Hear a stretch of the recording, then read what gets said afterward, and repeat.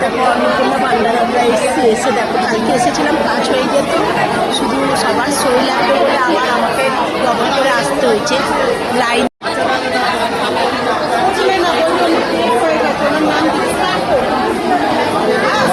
কেউ নতুন ফর্ম নিচ্ছে, কেউ জমা দিচ্ছে।